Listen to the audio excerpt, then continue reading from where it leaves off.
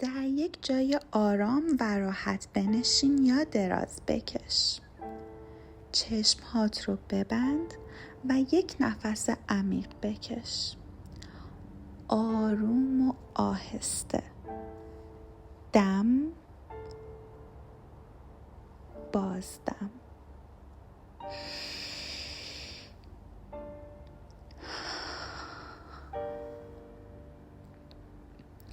حالا توجهت رو بیار به ناحیه قلبت.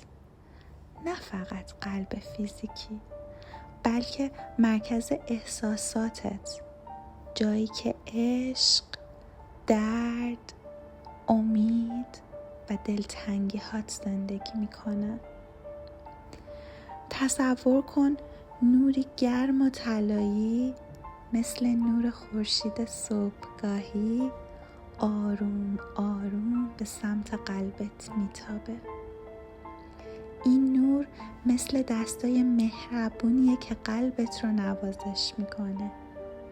گرم، امن، بدون قضاوت. با هر دم این نور رو به درون قلبت بکش و با هر بازدم هرچی سنگینی، غم یا دلخوری داری بیرون بده. اگر اشکی اومد بذار جاری بشه. اگر حس کردی قلبت بسته است فقط نگاهش کن. قضاوتش نکن. اون فقط نیاز به مهربونی داره.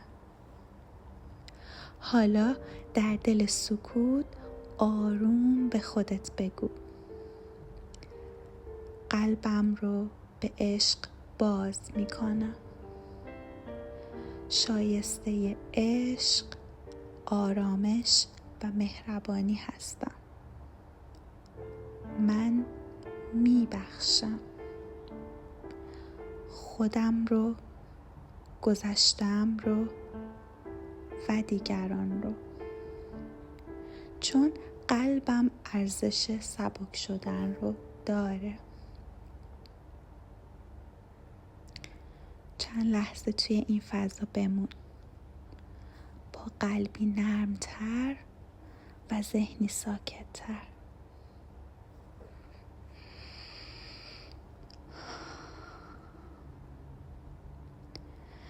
وقتی آماده بودی با یک نفس عمیق آروم چشمهات رو باز کن.